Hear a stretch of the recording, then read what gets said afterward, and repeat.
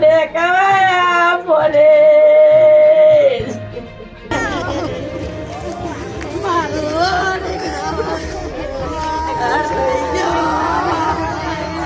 પછી તે મેલવા આવ્યા હતા તે ઊંઘા રહ્યા હતા તે ઊંઘી રહ્યા હતા તે બોલા મને કે રોધી ગયા તે રોધ્યું એટલું જ બોલે બસ એ કશું બોલાય જ નહીં હું દૂધ લેવા જઈ ડેરી મેળામ તો મારી છે આમ હું આવી હતા તો કશું નહોતું ન પછી આવું ચાલુ રાખે એક મારો બીજો મારો કેટલા મારો અને ગામમાં ગમે દેખાય દારૂ આપણે ગામમાં જઈએ બધાને ઘેર ઘેર ન વગર ગામમાં કેટલા સુવાર્યા તે કદી વાર જોઈતા તો કશું ના મળે દીપો મેં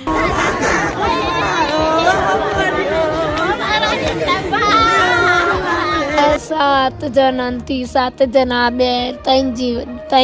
જીવ મરી જાય બાબતે દારૂ બાબતે 2 જણા મરી જાય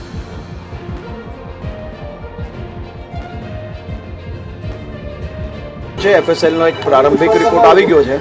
બીજો રિપોર્ટ બી સાંજ તક આવશે ઉચ્ચ લેવલના અધિકારીઓ આની તપાસ કરી રહ્યા છે સંપૂર્ણ માહિતીઓ એ પોલીસ વિભાગ દ્વારા આજે સાંજ સુધી પ્રેસ અને મીડિયાને આપવામાં આવશે અમિત ચાવડાએ આક્ષેપ કર્યો છે કે સરકાર કામ નથી કરતું હું આમાં રાજનીતિ નથી કરવા માંગતો પરંતુ હું એવું માનું છું કે આ જે સામાજિક દૂષણ છે સામાજિક દૂષણની સામે મુખ્યમંત્રી શ્રી ભૂપેન્દ્રભાઈ પટેલના માર્ગદર્શનમાં ગુજરાત સરકાર કડકાઈપૂર્વક કામગીરી કરી રહી છે પરંતુ આ સાથે સાથે એક સામાજિક લડાઈ છે અને આપણે સૌ લોકોએ સાથે મળીને સમાજનું આ દૂષણ દૂર કરવાનું છે સાથે સાથે આ પ્રકારના જે ઘટના બની છે તેમાં ખૂબ જ કડક પગલાં ભરવાના નિર્દેશ આપવામાં આવ્યા છે અને સંપૂર્ણ માહિતી સાંજ સુધી વિભાગ દ્વારા તમને આપવામાં આવશે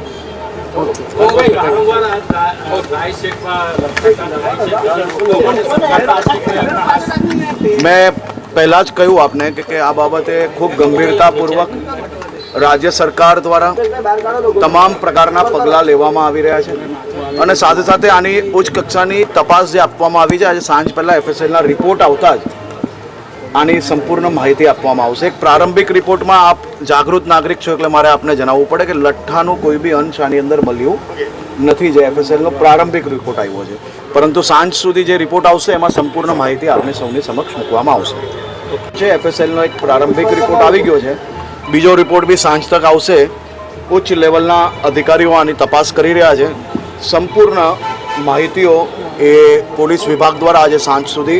પ્રેસ અને મીડિયાને આપવામાં આવશે અમિત ચાવડાએ આક્ષેપ કર્યો છે કે સરકાર કામ નથી કરતું હું આમાં રાજનીતિ નથી કરવા માંગતો પરંતુ હું એવું માનું છું કે આ જે સામાજિક દૂષણ છે સામાજિક દૂષણની સામે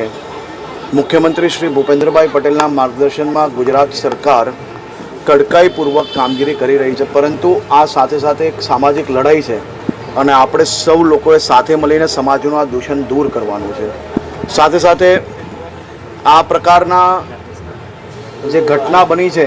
તેમાં ખૂબ જ કડક પગલાં ભરવાના નિર્દેશ આપવામાં આવ્યા છે અને સંપૂર્ણ માહિતી સાંજ સુધી વિભાગ દ્વારા તમને આપવામાં આવશે